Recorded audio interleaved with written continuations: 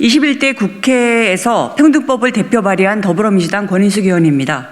제가 평등법을 발의한 지 8개월이 되어가고 있습니다. 지금 국회에는 모두 4건의 평등법이 상정되어 있습니다. 그중에 저희 민주당 의원의 대표 발의 법안이 3건입니다. 지난 15년 동안 국회에서 겨우 한두 건씩 발의되고 그나마도 반대 여론에 밀려 철회되던 것과는 사뭇 다른 상황입니다. 선배 위원님들께도 이제는 분위기가 많이 달라졌다. 평등법을 제정할 시점이 됐다고 말씀하십니다. 시민사회는 평등법을 외친 지 오래되었습니다. 166개의 단체가 차재헌에 연대하고 있습니다. 일부 보수 개신교의 반대가 있다고 하지만 개신교인 안에서도 찬성 여론이 더 높게 나타나고 있습니다. 어제는 바로 이 자리에서 평등법 제정을 촉구하는 목사님, 신학자분들과 연대 기자회견을 했습니다. 오늘 이 자리에도 평등법 제정을 촉구하는 시민단체들이 함께하고 계십니다. 사회적 합의는 이제 핑계가 되지 않습니다. 아직도 왜곡된 정보와 가짜 뉴스를 듣고 평등법이 통과되면 세상이 무너질 것처럼 의원실에 항의 전화하는 분들이 계십니다. 국힘은 대선 기간 내내 차별과 혐오의 갈라치기 정치를 하더니 이제는 당대표가 앞장서서 장애인에 대한 혐오와 차별을 선동하고 있습니다. 이럴수록 평등법의 필요성은 더 커져가고 있습니다. 차별과 혐오의 정치를 끝내라는 민심은 이번 대선을 통해서도 분명히 드러났다고 생각합니다. 저희 민주당이 압도적인 지지를 보낸 20대 여성의 52%가 민주당이 평등법, 차별금지법 제정에 찬성했다면 더 지지할 것이라고 응답했습니다. 국민의 88.5%가 찬성하는 법입니다. 평등법은 가야 할 길입니다. 저는 물러설 생각이 없습니다. 저희 민주당 비대위에서도 평등법 제정 의지를 여러 차례 표명한 바 있고 법사위 간사인 박주민 의원님도 공청회 개최를 공개적으로 요구했습니다. 검찰개혁 법안을 당론으로 채택한 저희 더불어민주당이 평등법 제정에 대해서도 큰 결단을 내리기를 기대하고 있습니다. 마지막 기회라는 심정으로 미륜님과 이종걸 대표님이 국회 앞에서 단식을 하고 계십니다. 시간이 얼마 없습니다. 저도 마음으로 함께하며 국회에서 평등법이 제정되는 날까지 뛰겠습니다. 모두 힘을 모아주십시오. 감사합니다. 안녕하십니까. 민생경제연구소에서 일하는 안진걸이라고 합니다. 국회에 많은 기자님들께 인사드립니다. 저희가 주로는 국회 민생경제 이슈 때문에 여러 번 왔었는데 평등법 또는 차별금지법도 시민사회단체뿐만 아니라 상식 있는 많은 국민들이 응원하고 지지하고 있는 법률입니다. 기자님들께서도 살아오시면서 사실 크고 작은 차별이나 부당한 처우 등 다 여러 가지로 경험해 보셨을 거고 그때마다 그것들이 얼마나 서럽고 힘든 일인가 체감하셨을 거라고 생각합니다. 인간으로 태어나서 제가 다 같이 존엄하게 고귀하게 잘 살면 좋겠습니다만 사실 여러 가지 여건이나 상황상 그렇게 되지 않을 수 있습니다.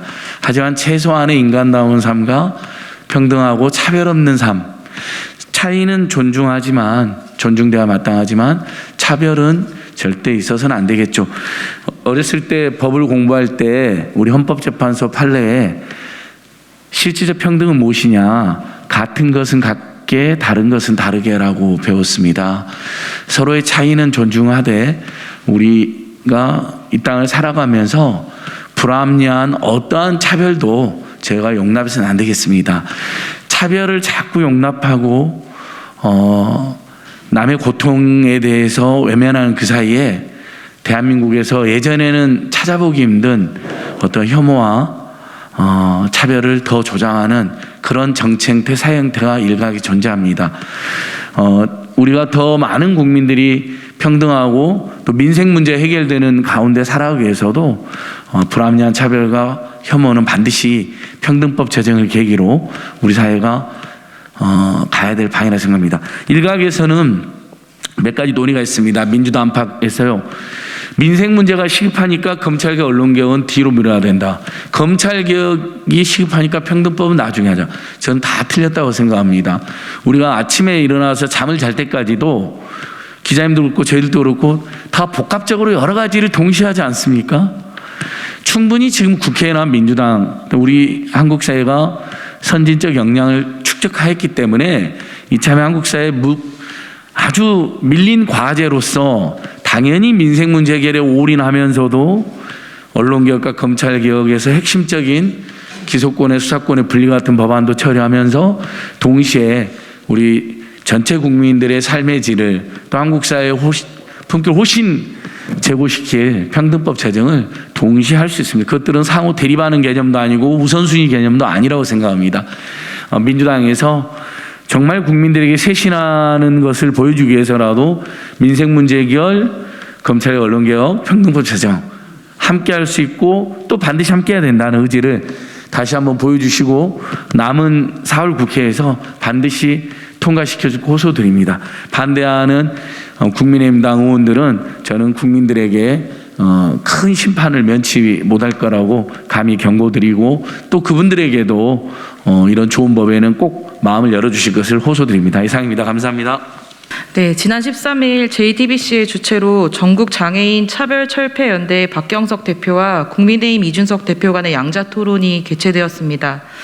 모든 국민에게 당연히 보장되어야 하는 천부인권이 이동권을 두고서 찬반 토론이 벌어진다는 상황 자체가 너무나 암담하게 다가왔습니다. 역시나 토론의 유튜브 생중계창은 장애인 이동권 시위에 대한 수많은 혐오 발언으로 점철되었습니다.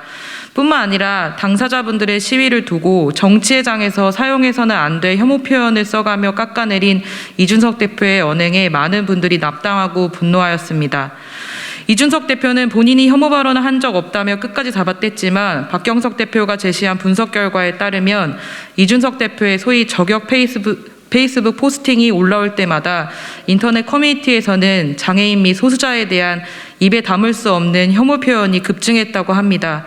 그 무엇보다도 찬반의 영역으로 다뤄져서 안 될 가치가 찬반의 대상으로 전락하고 만 것이 2022년 4월의 대한민국 현실입니다.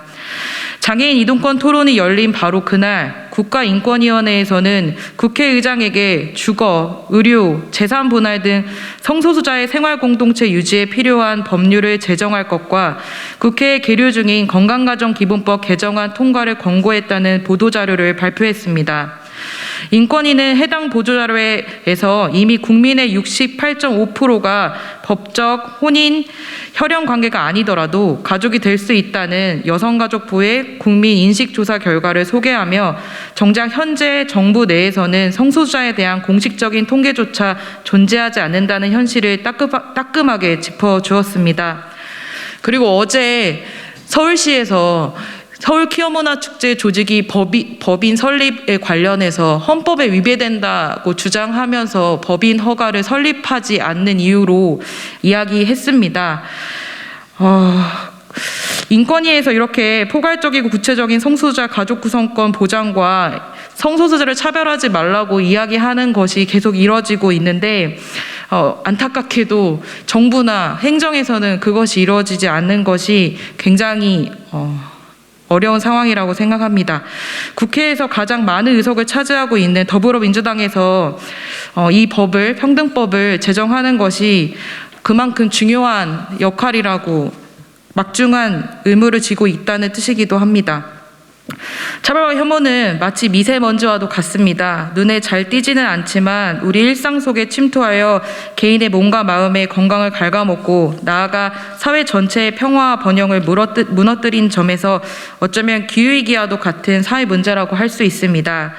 기후위기로 인한 기상이변이 전 세계를 강타하자 각국의 지도자들이 기후위기 해결을 아젠다로 내세우고 있는 것처럼 우리 사회의 극도 불안과 위험으로 몰아가고 있는 차별과 혐오에 강력하게 맞서 싸우는 것이야말로 지금 이 순간 우리 정치인들에게 주어진 책무라고 할 수 있을 것입니다. 더불어민주당에서는 현재 3건의 평등법, 차별금지법을 대표 발의한 상황입니다. 일상생활에서 발생할 수 있는 수많은 차별 사유에 대해서 정의하고 차별 당사자가 구제받을 수 있는 법적인 길을 제시해주는 평등법은 더 이상 합의와 찬반의 대상이 아닙니다. 거의 대부분의 여론조사에서 60%, 80%를 상회하는 국민들이 평등법 제정에서 지지를 보내고 있으며 시사인 제759회 실린 2030 세대의 투표 인식조사 결과에 따르면 만약 평등법 제정에 더불어민주당이 적극적으로 나섰을 경우 더욱 열심히 지지하겠다는 의견이 그렇지 않다는 의견을 앞지른 결과가 나온 바 있습니다. 앞서 언급한 여성가족부의 국민인식조사에서도 이미 우리 동료 시민들의 칠할은 사랑의 형태와 관계없이 가족 구성권에 있어서 차별이 존재해서는 안 된다는 확고한 인식을 갖고 계십니다. 이미 사회적 합의는 완료된 것이나 마찬가지죠. 최근 더불어민주당은 검찰의 기소권과 수사권 분리, 소위 검수완박을 당론으로 채택했습니다. 여론조사에서도 검찰의 수사권 분리에 찬성하는 의견이 반대하는 의견보다 10% 높은 것으로 나타나고 있습니다. 검수완박은 국민에 대한 공정한 법 집행이라는 측면에서 우리 민주당이 꼭 해야 할 과제임에는 틀림없습니다.